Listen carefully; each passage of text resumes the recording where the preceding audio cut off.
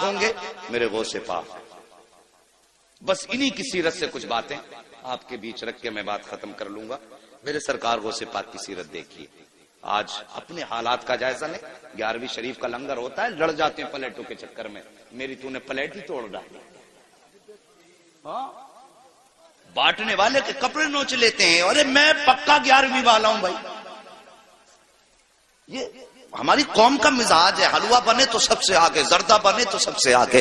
حلوے تو کھائے گا تو سیرت کون سیکھے گا, زردے تو کھائے گا تو سیرت کون سیکھے گا. ہاں میرے سرکار غوث پاک کا کردار دیکھو. اللہ اکبر. سرکار غوث پاک کے دور میں گویا تھا جس کی آواز بڑی اچھی تھی. اتنی اچھی آواز تھی کہ لوگ اس کو گانا سننے کے لیے بلایا کرتے تھے. وہ گانے گایا کرتا تھا. لیکن اب سنو اللہ والوں کے کام کیا ہوتے ہیں. سننا ذرا غور سے اس بات کو, شاید کہ اتر جائے تیرے دل میں میری بات. انہوں نے غوث پاک کے دور میں جب اس نے گانا شروع کیا نا, میرے غوث پاک فرماتے ہیں سن تیری بڑی اچھی آواز ہے, گانے نہ گایا کر, اس سے اللہ ناراض ہوتا ہے. کچھ اور نعت پڑھ لیا کر. وہ کہنے لگا یار دیکھو تو عبد القادر کو میری کمائی سے جلن ہوتا ہے, میری شہرت سے جلتے ہیں. اللہ اکبر. غوث پاک کو اور چوراہے پہ کھڑے ہو کے برائیاں کرنے لگا.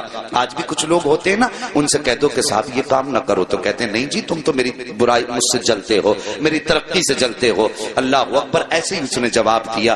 وقت گزرتا گیا, لوگوں میں اس کی بڑی مقبولیت ہوئی. وہ پیسے کما کے لاتا تھا, گھر والے کھانا کھلا دیتے تھے, لاتا تھا کھلا دیتے تھے. لیکن یاد رکھو ہر چیز کی ایک عمر ہوتی ہے. اور صاحب کبھی یہ سوچ کے گناہ نہ کیا کرو کہ بڑھاپا آئے گا تو توبہ کر لیں گے, ابھی تو جوانی ہے, ابھی تو دیکھا ہی کیا ہے. نہیں جی, عمر کے کسی بھی حصے میں موت آ سکتی ہے. قسمت والے ہوتے ہیں جنہیں بڑھاپا ہاتھ آ جاتا ہے. اب تو دیکھا کہ سفید بالوں والے بستر پہ لیٹے رہتے ہیں, اور جوان لوگوں کے جنازے گھروں سے ہم نے اٹھتے دیکھے ہیں. یار موت کی تیاری کر لو, موت کی تیاری کر لو. اللہ کے بندو موت کو دور نہ جانو. موت ہمارا پیچھا کر رہی ہے. ہم موت سے بھاگ رہے ہیں لیکن موت ہمارے پیچھے ہے. ایک دن آ کے ہمیں پکڑ لے گی. اللہ اکبر. سرکار غوث پاک فرماتے ہیں سن تو توبہ کر لے. اس نے کہا نہیں تم جلتے ہو میری ترقی سے. وقت بدلا, گلے میں اب اس کے بڑھاپے کے اثر آئے, آواز دبنے لگی. لوگوں نے اس کو بلانا شروع کر دیا. لوگوں نے جب اس کو بلانا شروع بند کر دیا, جب آواز ختم ہوئی لوگوں نے بلانا بند کیا. پیسہ ختم ہوا,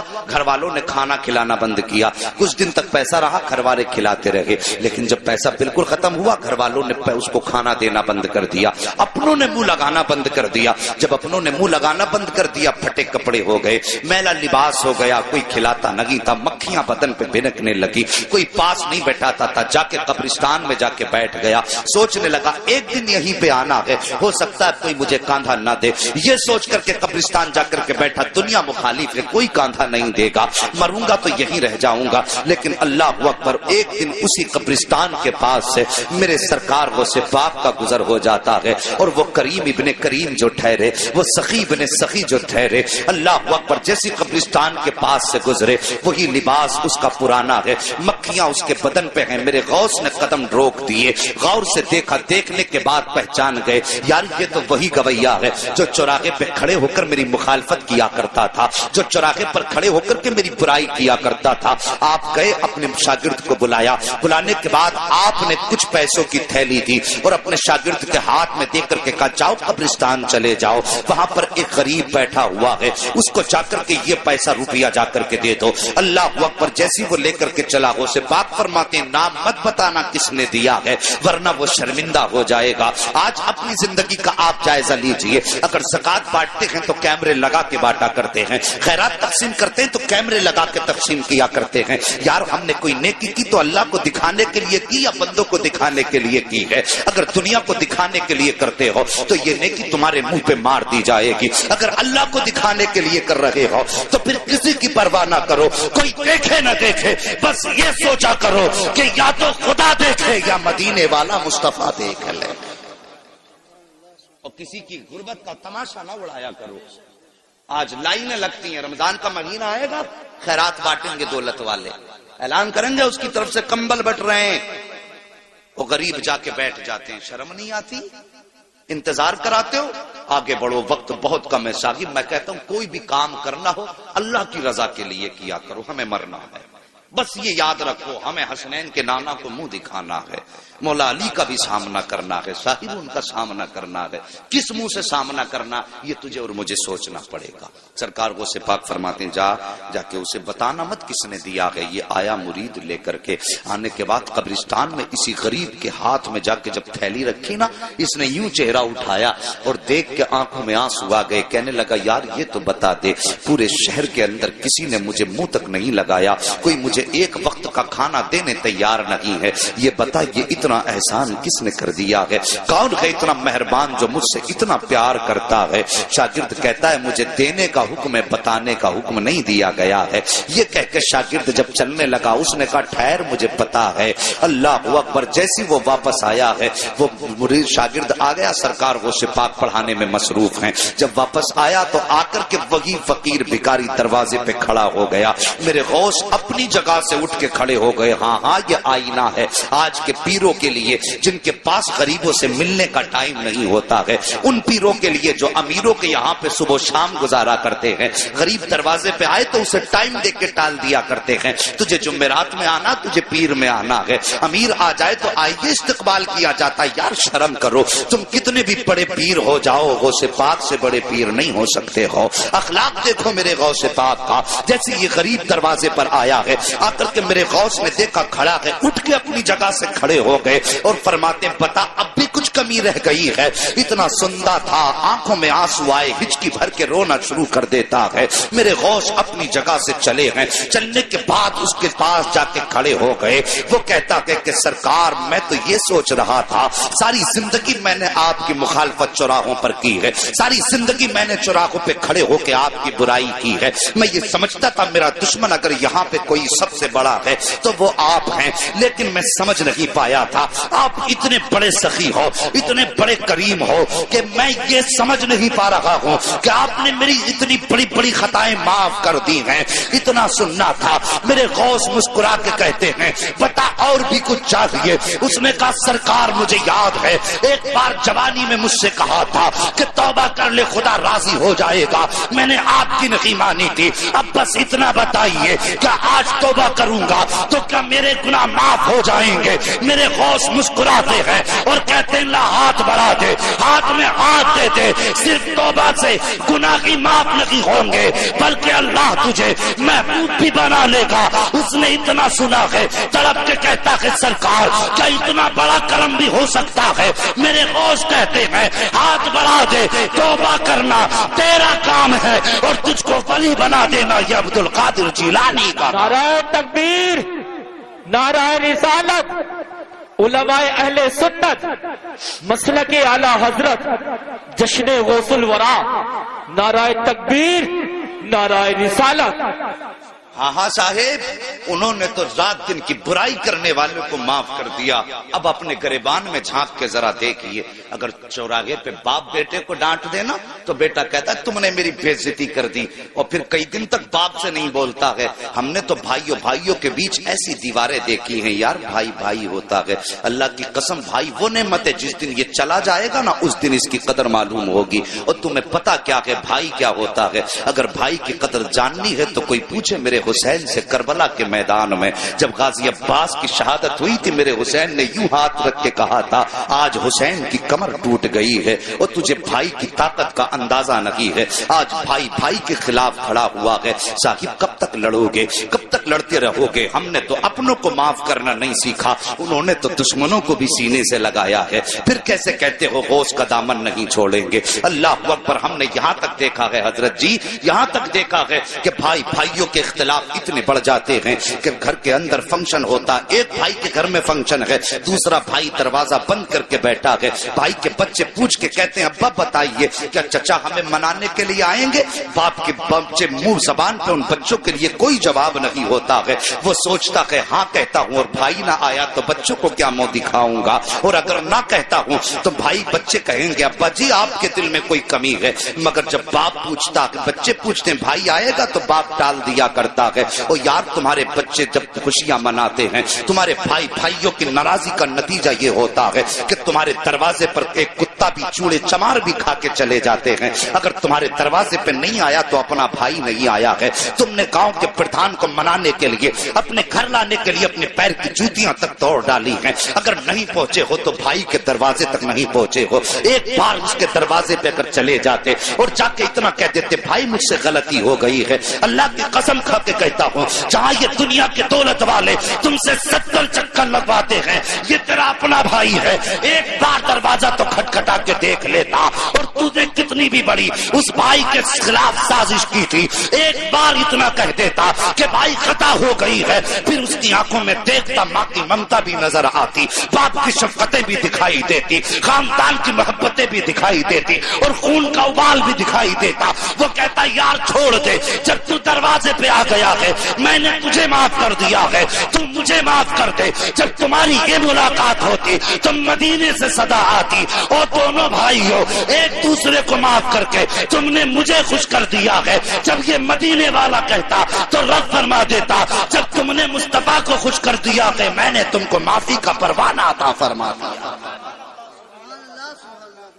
ہاں ہمیں تو جنت بھی اگر چاہیے، یا رسول اللہ زندہ آباد، ہمیں تو زندہ آباد، زندہ آباد۔ ہمیں تو جنت بھی وہ چاہیے جو مولوی 100 روپے لے کے جنت بانٹ کے چلا جائے۔ جنت کے مولوی کے باپ کی ہے؟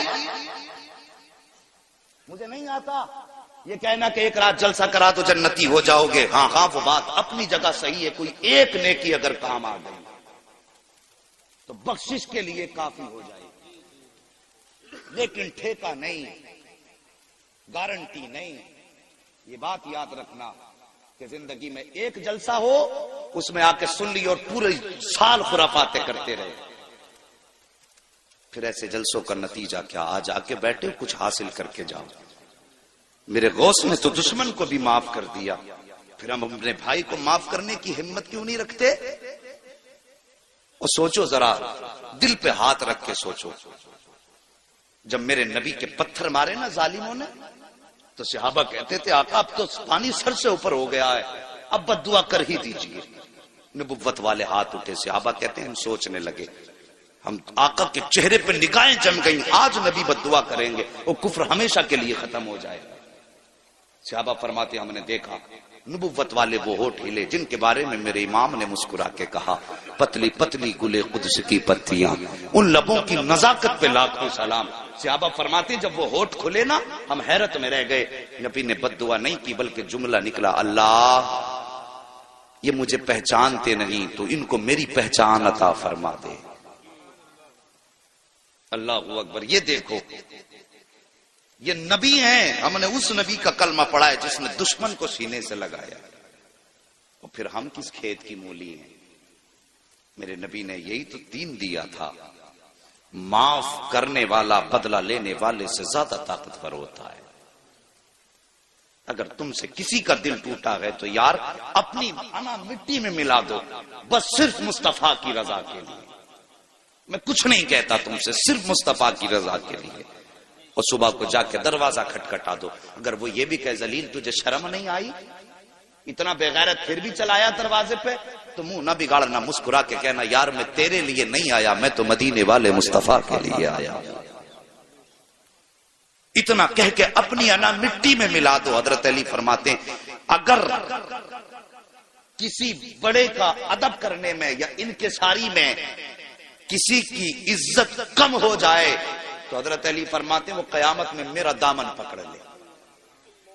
جھکنے والوں کو اللہ عزتیں کم نہیں کرتا بلکہ جھکنے والوں کو اللہ عزتیں زیادہ عطا فرماتا ہے۔ بات سمجھ رہے میری؟ ہم میں تو دیواریں بڑی اونچی اونچی ہو گئی۔ ایک بھیا اگر بن گیا نا کوئی ادھیکاری اور دوسرا بیچارہ ٹھیلا لگا کے بچے پالتا ہے تو ان کے بیچ بڑا فرق ہو گیا۔ وہ سوچ یار تجھے اللہ نے اگر ادھیکاری بنا دیا، تیری 60,000 یا 90,000 تنخواہ ہے، تو سوچ وہی خدا اگر چاہتا تو تجھے ٹھیلے پہ لگا دیتا، اور جسے ٹھیلے پہ لگایا اسے اس پوسٹ پہ بیٹھا دیتا۔ پھر بتا تیرا کیا ہے اس میں؟ اللہ نے زندگی دی، اگر امیر بھی ہو نا تو غریبوں کو نبھا کے چلو۔ میرے غوث پاک رضی اللہ تعالیٰ عنہ حج کے سفر کے لیے روانہ ہوئے، شور ہو گیا پورے بغداد میں، سرکار غوث پاک حج کے لیے جا رہے ہیں. آپ دیکھیے حضور آسن میاں آئے, خبر ہو جائے آسن میاں آ رہے ہیں, کتنی بھیڑ لگ جاتی ہے کہ نہیں لگتی کہ نہیں لگتی؟ بہت بھیڑ لگتی. اور پھر اگر پتہ چل جائے تاج الشریعہ آ رہے پھر تو میدان چھوٹے پڑ جاتے. سوچو اگر تاج الشریعہ کا یہ عالم ہے اور جب لوگوں کو پتہ چل جائے کہ بغداد والے غوث حج کے لیے جا رہے ہیں پھر کیا عالم ہوگا؟ بھیڑ لگنے لگی. اللہ اکبر. سبق حاصل کرو زندگی سے. بھیڑ لگنے لگی, بہت بڑا قافلہ ہو گیا. جب چلنے لگا تو ظاہر ہے پہلے کوئی ہوائی جہاز تو تھے نہیں, نہ بسیں تھی. وہ چوپایوں والی سواریوں پہ لوگ سفر کیا کرتے تھے, یہی تھا نا, سفر کرتے تھے. جب سفر کرتے تھے پیدل تو پھر راستے میں پڑاؤ بھی پڑنا, یہ بھی ضروری تھا, ٹھہرنا آرام کرنا. تو کچھ بستیاں راستے میں پڑتی تھی. وہاں لوگوں کو پتہ چلا غوث پاک ادھر سے گزرنے والے ہیں, تو پتہ چلا یہی قیام کریں گے. امیروں نے اپنے اپنے گھر سجا دیے, انتظام کر دیا غوث پاک میرے گھر ٹھہریں گے. لیکن ایک غریب تھا, وہ سوچنے لگا, تمنا تھی کاش میرے پاس دولت ہوتی, میں اپنے گھر بیٹھاتا غوث پاک کو, میں اپنے گھر بیٹھاتا اگر میرے پاس دولت ہوتی. لیکن اب میں اپنے گھر نہیں لاؤں گا, کیوں؟ میں ان کے لائق نہیں ہوں, بس ان کا دیدار ہو جائے یہی بہت بڑی بات.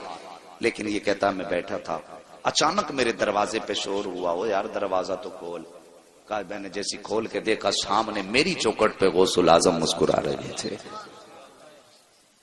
بڑے بڑے امیر کھڑے ہیں لیکن میرے غوث نے غریب کے دروازے پہ دستک دی. وہ کہتا میرے گھر میں کچھ بیٹیاں تھیں اور جن کی میں شادی کرنا چاہتا تھا, انتظام نہیں تھا, اور مجھے ڈر یہ تھا غوث پاک کو ٹھہراؤں گا تو ان کے ساتھ لوگ بھی ہوں گے, ان کے کھانے کا بھی انتظام ہوگا. کہتا غوث پاک آئے, میرے گھر میں ٹھہرے. فرماتے ہیں پورا انتظام غوث پاک نے فرمایا کھانے کا ہے. آج نذرانے لینے کا تو رواج پیروں میں نظر آ رہا ہے, لیکن دینے والا پیر نظر. سوچو, خود سوچو, اگر میں غلط ہوں کہہ دو کھڑے ہو کے. دینے والا پیر. نذرانوں کا ایک تصور تھا پیروں کی بارگاہ میں کہ امیروں سے لیتے تھے, غریبوں کو دیتے تھے, اس لیے امیر جا کے دیتے تھے حضرت یہ نذرانہ. اب تو بھائی غریب بھی آ کے کہتا نا حضرت 50,000 کم پڑ رہے ہیں بیٹی کی شادی میں, دعا فرما دیں, تو پہلے 100 روپے دعا کے لیے لے لیتا. وہ صحیح, پہلے 50,000 تھے, اب وہ رہ گئے 49,950 غریب تھے. 50 اور گھٹ ہو جاتے, کم ہو جاتے ہیں. مگر میرے غوث پاک اللہ اکبر قربان جائیں, ایسے دستگیر زمانے میں کوئی نظر آتا ہی نہیں. تیری نسل پاک میں ہے بچہ بچہ نور کا, تو ہے عین نور تیرا. سبحان اللہ. سب کو نعت یاد ہے, اللہ سلامت. توجہ ہے. کہتا ہے میرے غوث پاک میرے گھر پہ ٹھہرے, انتظام کیا کھانے کا. اور پھر وہ کہتا ہے لوگ آئے نا, نذرانہ دینے لگے حضرت, نذرانہ دینے لگے. کہنے لگا انتظام سارا غوث پاک کا تھا, لیکن میری بستی میں میرا چرچا ہو گیا. لو اس نے غوث پاک کے سارے ساتھیوں کے کھانے کا انتظام کیا. کہنے لگا دیکھو کام ان کا تھا, نام میرا ہو گیا. اللہ اکبر. کہتا ہے جب سارے لوگ کھا چکے, رات گزاری, صبح چلنے لگے, میرے غوث نے مجھے بلایا اور بلا کے فرمایا ذرا قریب آ, اور سینے سے لگا کے کان میں کہنے لگے بیٹیاں جوان ہیں, انتظام نہیں ہے شادی کا. تب بس اتنا کہا تھا, غوث پاک پہ جتنا بھی نذرانہ مریدوں نے دیا تھا وہ سب اٹھا کے میری گود میں ڈالا اور فرمایا جا جا بچیوں کا انتظام فرما دے. وہ کہتا ہے بظاہر تو تھوڑا تھا, لیکن اللہ نے اتنی برکتیں دی کہ میری بچیوں کی بھی شادی ہو گئی اور نسلوں کے گزارے بھی ہونے لگے. اللہ اکبر. کون دیتا ہے دینے کو منہ چاہیے, دینے والا ہے سچا. ہمارا نبی غریبوں سے پیار کرو, یہ میرے نبی کا فرمان ہے. اور یہ میرے غوث کی زندگی کا ایک بات آخری نبی کی بیان کر کے بات ختم کر لوں. ابھی برداشت کریں گے تھوڑے سے, اللہ سلامت رکھ کے سارے بول دو یا رسول اللہ. ہے جی اتنی کنجوسی سے نہیں, اب نبی کے صدقے میں ہاتھ ملے تو اٹھائی دیجئے. میں نے اب تک کسی سے سبحان اللہ کہلوایا, تھکایا آپ کو, بس چاہتا تھا ذہن منتشر نہ ہو, دل میں بات اترے. لیکن اب ذرا بیداری دکھائیے اور بولیے یا رسول اللہ. اللہ سلامت رکھے. بس توجہ کیجئے, میرے نبی نے غریب پروری کیسی فرمائی. توجہ کرنا, بس 10 منٹ رہ گئے. خیریت ہیں پیچھے والے لوگ؟ ٹھنڈی ہوا تو نہیں لگ رہی ہے؟ کوئی بات نہیں, یہاں ٹھنڈی برداشت کر لو, قیامت میں گرمی سے غوث پاک بچا لیں گے. انشاءاللہ. توجہ ہے میرے نبی. اللہ اکبر. اتنا غریب پرور قربان جاؤں. ہمیں تو دولت پہ بو ہے, گھمنڈ ہے دولت کا. کیا کرنا ہے یار, آج آنکھیں کھلی ہیں تو سب ہمارا ہے, جس دن بند ہو گئی سب پر آیا ہے.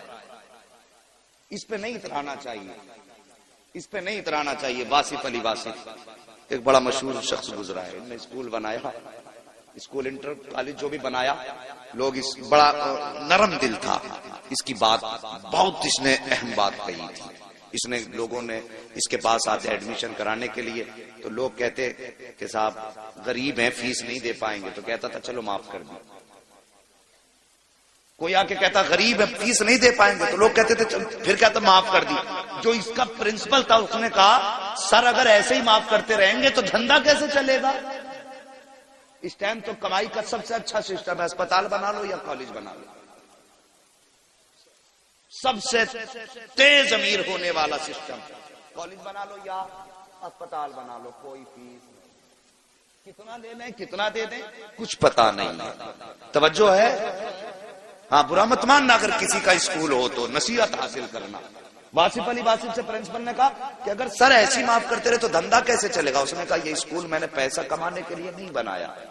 کہا پھر, کہا میں نے یہ جو لوگ بھیجے ہیں فری کیے ہیں, اس لیے نہیں کہ یہ لوگ میرے اسکول کو پیسہ دیں, بلکہ اس نے کہا تھا میں اس لیے فیس معاف کر رہا ہوں تاکہ یہ لوگ میرے جنازے میں شامل ہو جائیں.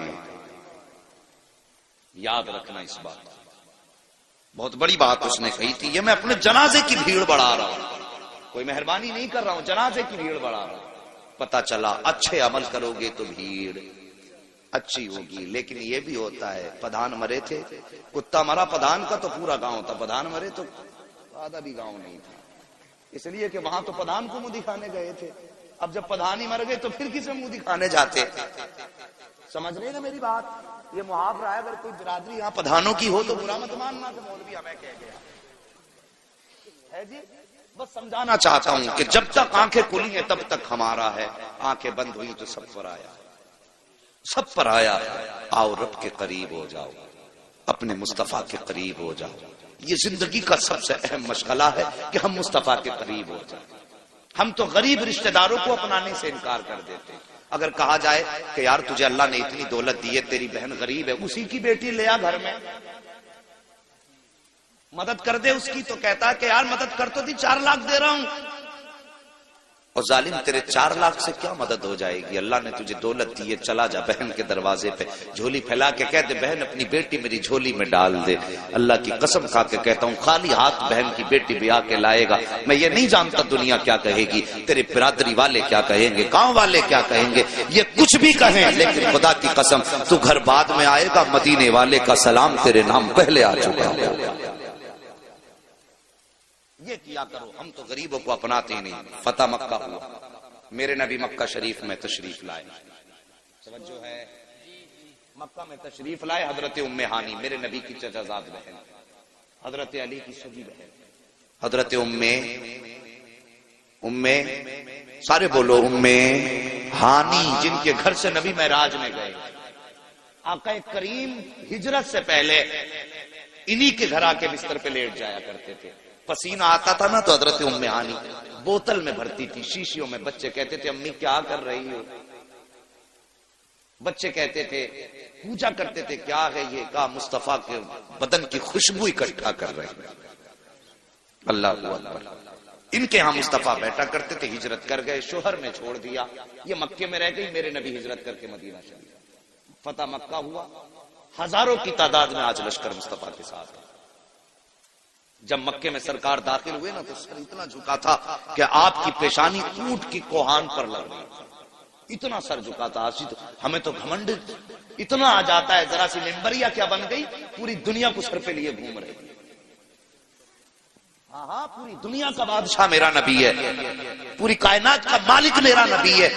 اور فتح مکہ ہوا کہ ہزاروں کا لشکر پیچھے ہے. ام ہانی کے بچے توڑ کے آئے, ماں آج وہ آیا ہے جس کے تو قصے سناتی ہے, ماں آج وہ آیا ہے جس کے تو چہرے کی تعریف کرتے نہیں تھکتی ہے, ماں آج وہ مکے مکے میں آیا ہے جسے تو بھائی کہتی ہے۔ اتنا حضرت ام ہانی نے سنا، کہا کیا تو سچ کہہ رہا ہے؟ کہا ہاں ماں، میں نے دیکھا ہے وہی نورانی چہرہ ہے جو ادائیں تو نے بتائی ہیں، زلفیں بھی ویسی ہیں، آنکھیں بھی اتنی حسین جتنی تو نے بتائی ہیں۔ اے ماں اتنا پتا، آج وہ بڑی شان کے ساتھ واپس آیا ہے، تو ایک غریب بہن ہے، کیا وہ آج تیرے دروازے آئے گا کہ نہیں آئے گا؟ اللہ اکبر! اتنا ام ہانی نے سنا، کہتی ہے میرا کلیجہ تھک سے ہو گیا، اپنے بچوں سے کیسے کہوں کہ وہ آئے گا کہ نہیں آئے گا؟ کہتی لیکن بچوں نے اصرار کیا، میں نے دل کو سنبھال کے کہا ہاں بیٹے وہ ضرور آئے گا۔ کہتی میں نے بچوں سے کہہ تو دیا تھا لیکن میرے دل میں دھک دھک تھی، کہیں ایسا نہ ہو وہ نہ آئے تو بچوں کو کیا جواب دوں گی؟ ام ہانی کہتی ابھی اسی شش و پنج میں تھی کہ بچے کہہ رہے تھے ماں وہ کب آئیں گے، ماں وہ کب آئیں گے؟ کہا فرماتی ہے اچانک میرے دروازے پہ دستک ہوئی، میں نے پوچھا کون؟ کہا محمد الرسول اللہ آیا ہے۔ اللہ اکبر! اتنا سنا حضرت ام ہانی کہتی ہیں میں تو دروازے پہ بعد میں گئی، بچوں نے چھلانگ لگائی، مجھ سے پہلے دروازے پہ تھے، جیسی دروازہ کھولا تو سامنے وہی چہرہ تھا جس کی تعریف قرآن بیان کر رہا ہے، سامنے وہی چہرہ تھا جس کو دیکھ کر کے پتھر کلمہ پڑھنے لگ جاتے ہیں۔ اللہ اکبر! ام ہانی کہتی ہیں میں نے سرکار کا چہرہ دیکھا، سرکار تشریف لائے ہیں، تمہیں کیا لگتا ہے کہ مکے میں امیر نہ تھے؟ بڑے بڑے دولت والے تھے، بڑے بڑے امیر مکے میں موجود تھے، لیکن میرے نبی سب سے پہلے غریب بہن کی دہلیز پہ آئے ہیں۔ اللہ اکبر! میرے سرکار آئے ہیں، ام ہانی کے گھر تشریف لائے، آتے ہی سب سے پہلے جملہ ارشاد فرمایا اے بہن مجھے بھوک لگی ہے، جلدی سے کچھ کھانے کے لیے ہو تو لے کر کے آؤ۔ اللہ اکبر! آج امیر اپنی گردن اپنے گریبان میں جھانک کے دیکھیں،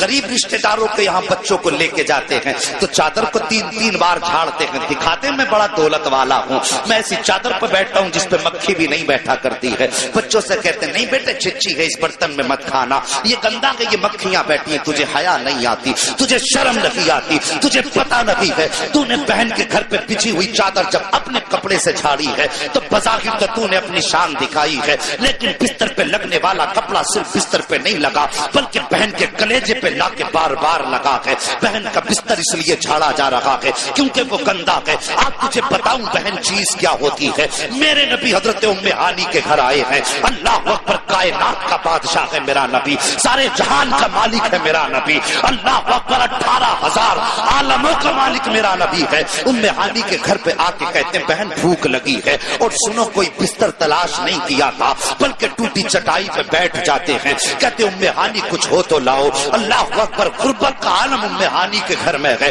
گھر کے اندر کوئی کھانے کا سامان نہ تھا۔ حضرت ام ہانی بظاہر کچن میں گئی اور جا کر کے چھپ کے کھڑی ہو گئی، سوچنے لگی میرے مالک اب میں کیا کھانے کے لیے پیش کروں، بنانے کے لیے کچھ بھی نہیں ہے، مگر میرا نبی جو دلوں کے حال جانتا ہے۔ ارے یار دل کیا چیز ہے؟ نبی تو وہ ہے کہ اور کوئی غیب کیا، تم سے نہا ہو بھلا جب نہ خدا ہی چھپا، تم پہ کروڑوں درود۔ اللہ اکبر! دل کا حال جانا بہن کا۔ آقا فرماتے ام ہانی کچھ بنانے کی کوشش نہ کرنا، جو رکھا ہو وہی لے کے آ جاؤ۔ اتنا سنا ام ہانی کے دل میں دل آیا، کہتی ہیں ایک جو کا ٹکڑا تھا روٹی کا جو سوکھا ہوا تھا، تھوڑا سرکہ رکھا ہوا تھا، میں نے پیالی میں لیا، مصطفیٰ کی بارگاہ میں حاضر ہوئی، میرے نبی نے سامنے رکھا اور اس ٹوٹے ہوئے سوکھے ٹکڑے کو سرکے میں بھگویا اور بھگونے کے بعد منہ میں رکھا۔ ام ہانی کہتی ہے میں نے مصطفیٰ کا چہرہ دیکھا، چبانے میں تکلیف تو ہو رہی تھی لیکن نبوت کی پیشانی پہ کوئی شکن نہیں تھی،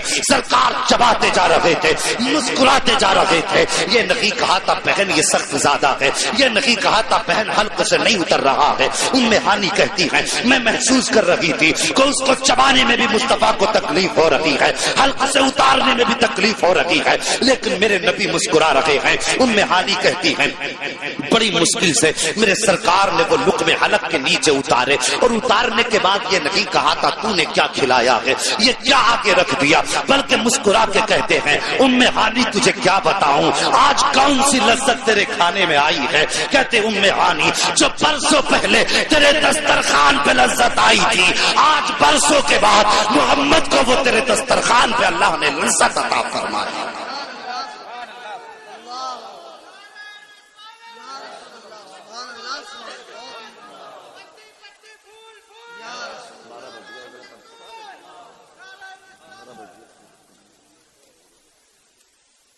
وہ لوگوں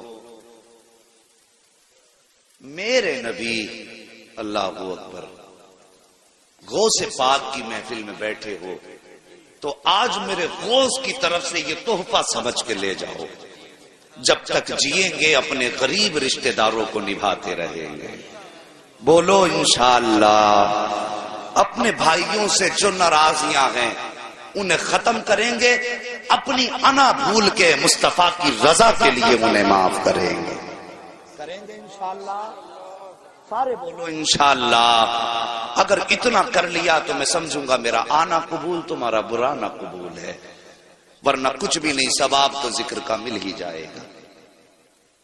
بس صاحب اپنوں کو سینے سے لگاؤ، اپنوں کو قریب لاؤ، اور پیروں کے لیے میں نظریہ فکر دیتا ہوں۔